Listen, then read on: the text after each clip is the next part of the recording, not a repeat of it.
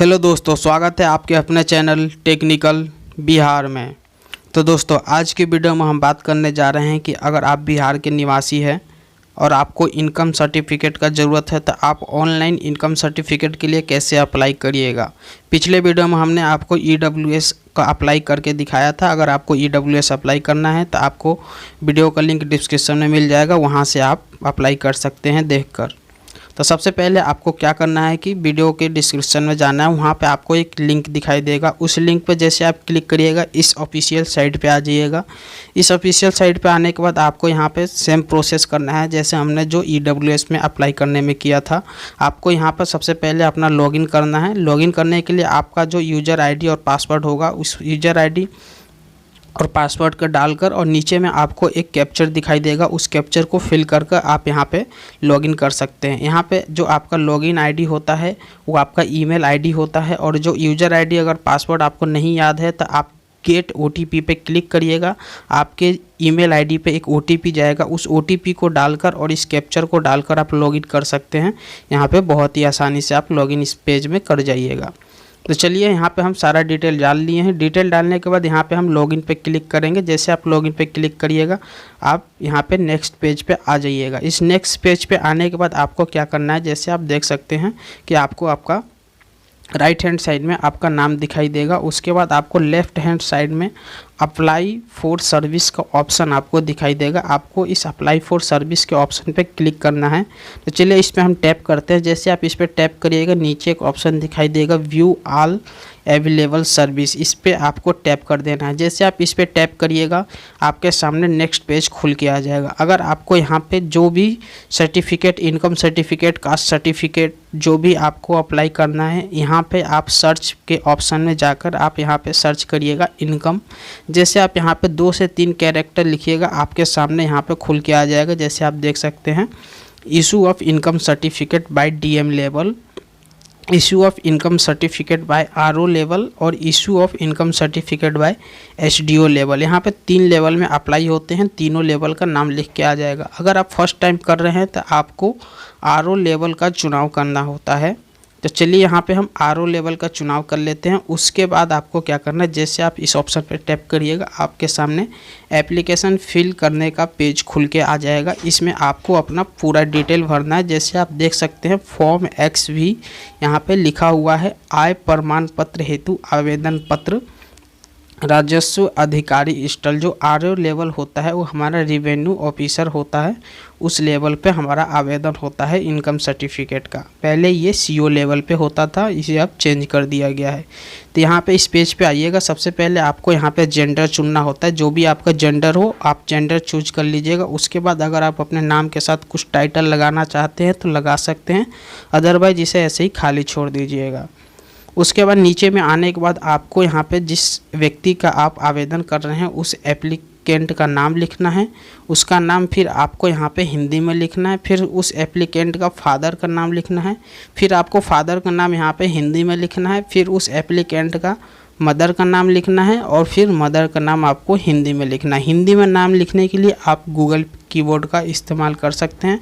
अगर जिस एप्लीकेंट का आप आवेदन कर रहे हैं शादीशुदा है तो आप हस्बैंड का नाम भी डाल सकते हैं, अदरवाइज इसे ऐसे ही खाली छोड़ दीजिएगा। तो चलिए यहाँ पर हमने जैसे आप देख सकते हैं सारा डिटेल हम भर चुके हैं। डिटेल भरने के बाद आपको ऊपर करना है स्क्रॉल करते हुए। उसके बाद आपको यहाँ पे अपना एड्रेस को सिलेक्ट करना है। तो चलिए इस एड्रेस में सबसे पहले आपको सबसे ऊपर में आप देख सकते हैं आपको मोबाइल नंबर और ईमेल आईडी देना है। ये मैंडेटरी होता है, ये अगर आप नहीं दीजिएगा तो आप अपने एप्लीकेशन का स्टेटस नहीं ट्रैक कर पाइएगा, तो ये आप ज़रूर दे दीजिएगा। उसके बाद नीचे में आपको एड्रेस अपना देना है। एड्रेस में सबसे पहले आप अपना कौन से स्टेट से आते हैं स्टेट सेलेक्ट करिएगा। यहाँ पे एक ही ऑप्शन बिहार रहेगा। उसके बाद बिहार के अंदर जितने भी डिस्ट्रिक्ट है सबका लिस्ट आ जाएगा यहाँ पे।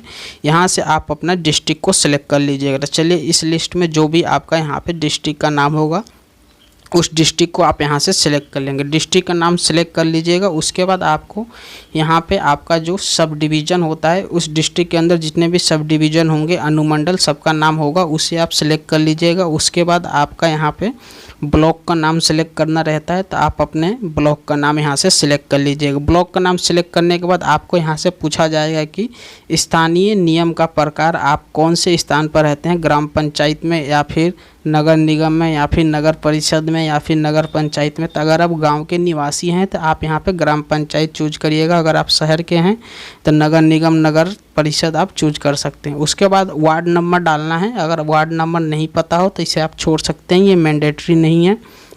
उसके बाद आपको यहाँ पे अपना ग्राम पंचायत का नाम सेलेक्ट करना है।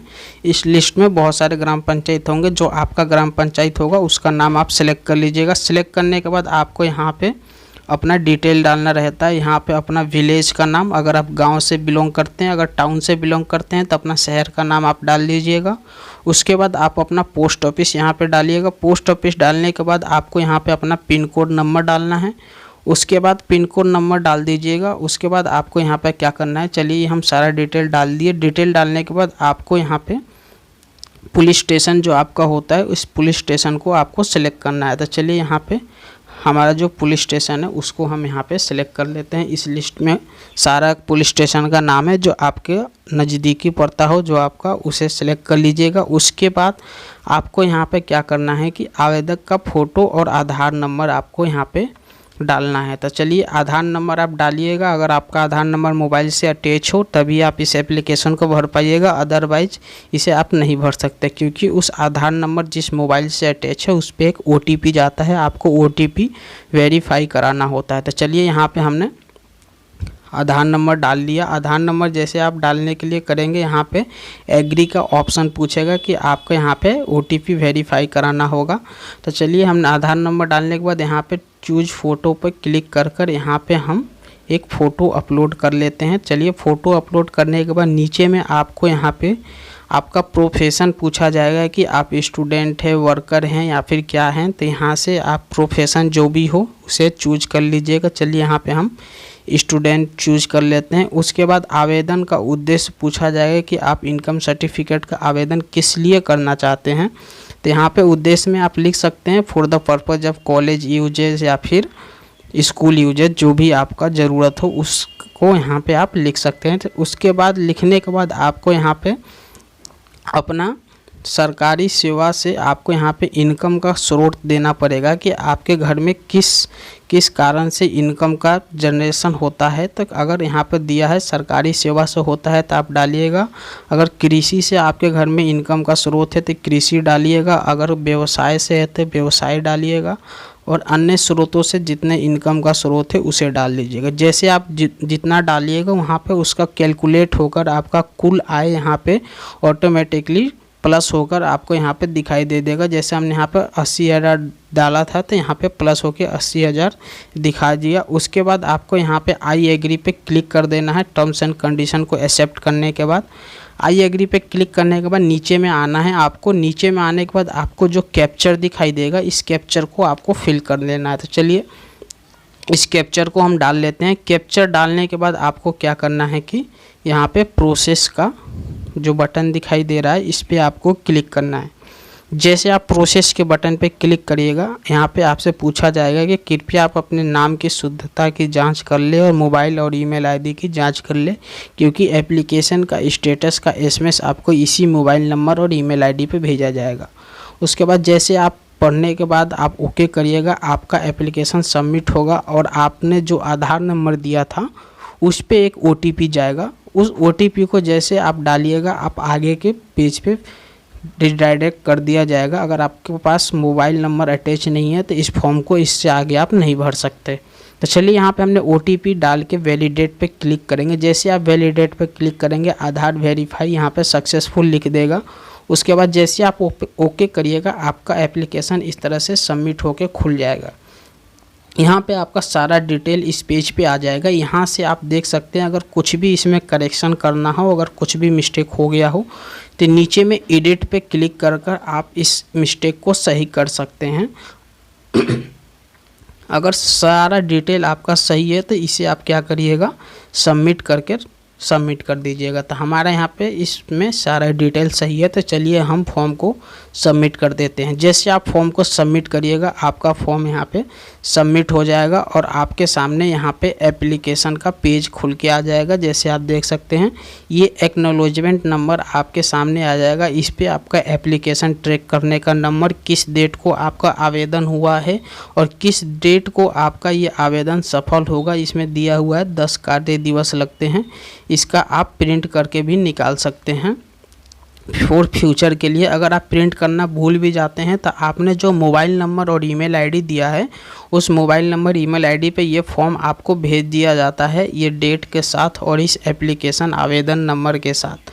तो यहाँ पे आप देख सकते हैं यहाँ पे सेवा प्रदान करने का समय तिथि जो यहाँ पे देख सकते हैं दिया हुआ है 10 कार्य दिवस में ये आपका सफल हो जाता है। इसके लिए आपके मोबाइल पे एक मैसेज आता है जिसके बाद आपको ब्लॉक में जाकर अपने आप को वेरीफाई कराना होता है, अपना डॉक्यूमेंट ले जाकर, आधार कार्ड या फिर पैन कार्ड। तो चलिए इसे हम प्रिंट कर अपने मोबाइल में फॉर फ्यूचर के लिए सेव कर लेते हैं, क्योंकि अगर आप ब्लॉक जाइएगा तो इसका भी प्रिंट कराकर आपको ब्लॉक जाना पड़ेगा। कुछ लोग बताते हैं कि आपको ब्लॉक जाए बिना भी आपका एप्लीकेशन एक्सेप्ट हो जाता है। हो सकता हो जाए, लेकिन अधिकतर चांस रहता है कि आपका एप्लीकेशन रिजेक्ट हो जाएगा। तो आप रिस्क मत लीजिएगा। अगर आपने आवेदन किया है तो आपके मोबाइल पे 10 दिनों के अंदर एक मैसेज आएगा। उस 10 दिनों के बाद अंदर में आप एक बार ब्लॉक में जाकर अपने आप को वेरीफाई कराना होता है। उसके बाद जैसे आप वेरीफाई करा लीजिएगा आपका वहाँ पे एप्लीकेशन वो अप्रूव कर देंगे। अप्रूव करने के बाद आप ऑनलाइन भी उस एप्लीकेशन को डाउनलोड कर सकते हैं। उसका भी प्रोसेस हम बताएंगे कि आप ऑनलाइन कैसे डाउनलोड कर पाइएगा। तो चलिए दोस्तों, फिलहाल आज की वीडियो में इतना ही। उम्मीद करता हूँ वीडियो आपको अच्छा लगा। वीडियो अच्छा लगे तो ज़्यादा से ज़्यादा इस वीडियो को अपने दोस्तों में शेयर करें। चलिए दोस्तों, आज के लिए इतना ही।